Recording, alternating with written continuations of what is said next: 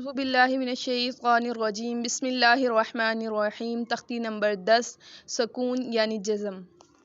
تختی شروع کرنے سے پہلے میں آپ کو جزم کے کچھ قاعدے بتا دیتی ہوں کہ جب بھی یہ 5 حروف جزم کی حالت میں ہوں گے یعنی ساکن حالت میں ہوں گے تو ان پر قلقلہ کیا جائے گا۔ وہ 5 حروف کون سے ہیں؟ قاف، قا، با، جیم، دال۔ یہ 5 حروف جب بھی ساکن ہونے کی حالت میں آئیں گے، چاہے وقف کی صورت میں یہ ساکن ہو رہے ہوں، چاہے ان کے اوپر یہ جزم کی علامت موجود ہو، تو ہم نے کیا کرنا ہے؟ یہاں قلقلہ کرنا ہے، یعنی کہ ان پر آواز کو جنبش دینی ہے۔ چلیے شروع کرتے ہیں اپنا سبق۔ حمزہ با زبر اب۔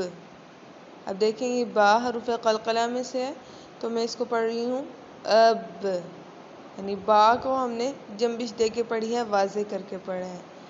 اب، اب، ات، ات، ات۔ اب دیکھیں اس کو جنبش نہیں دی گئی۔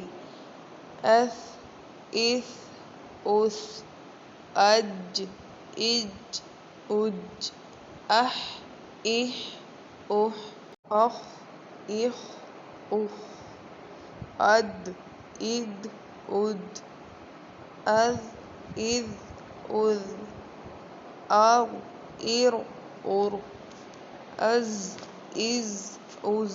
اب دیکھیں یہاں ذال اور زا میں فرق۔ از، از۔ ذال کو نرمی کے ساتھ پڑھا جائے گا اور زا کو سختی کے ساتھ پڑھا جائے گا۔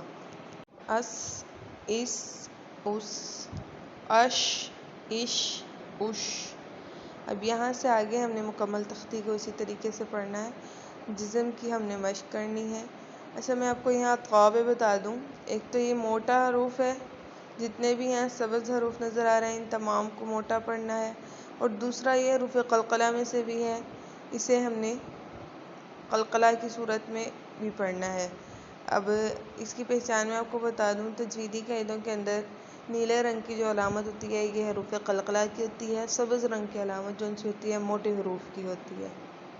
تو ان 2 چیزوں کو آپ نے یاد رکھنا ہے اور اسی طریقے سے آپ نے اپنی تختی کو مکمل کرنا ہے۔ مجھے دیجیے اجازت، پھر ملتے ہیں انشاءاللہ تعالی نیکسٹ ویڈیو کے ساتھ۔ اللہ حافظ۔